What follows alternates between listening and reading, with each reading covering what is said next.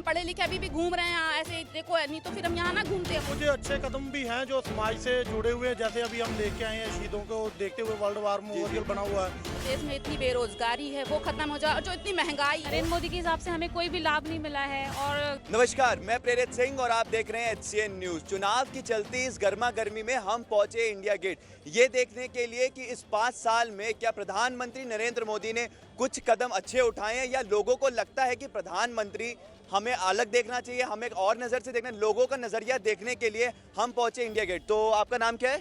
जी रेशमा। जी रेशमा, तो आप एक बात बताइए, आपने क्या सोचा है कि अब जो इलेक्शन आ रहा है आप किसको वोट देंगी? सर मेरे को लगता है कि जो हमारे देश में इतनी बेरोजगारी है वो खत्म हो जाए, और जो इतनी महंगाई है। वोट किसको देने के बारे में सोचा है?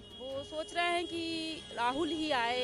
राहुल गांधी को वोट देने के बारे में ताकि सोचा। जवान हमारी जो पीढ़ियां हैं, जो बेरोजगार पीढ़ियां हैं, उन्हें रोजगार का मौका मिले बस। और तो महंगाई, आपको लगता है प्रधानमंत्री नरेंद्र मोदी ने रोजगार देने का कोई अच्छा कदम नहीं उठाया? हमें तो नहीं लगता। हम पढ़े लिखे अभी भी घूम रहे हैं ऐसे, देखो नहीं तो फिर हम यहाँ ना घूमते। हम अच्छे खासे तो एक मौका और आप देना चाहती हो राहुल गांधी को? जी मौका ही देंगे ताकि हमें नौकरी मिले और महंगाई खत्म हो। ये महंगाई खत्म हो। जी हाँ, ठीक है, महंगाई बहुत है। ठीक है। आपका नाम?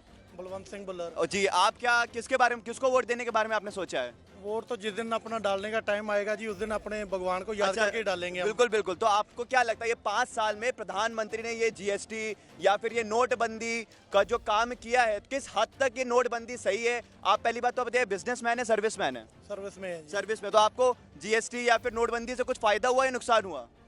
ना तो मेरे ख्याल में हमें कोई फ़ायदा हुआ तो ना ही नुकसान हुआ, लेकिन हाँ गरीब लोगों की कमर जरूर टूटी है, जो हमें दिखने को भी मिलता है। तो आपको जो देखने को लगा उसमें गरीब लोगों की कमर टूटी है। लोगों का ये मानना है कि प्रधानमंत्री, तो आपका मानना है प्रधानमंत्री ने अच्छे कदम उठाए हैं?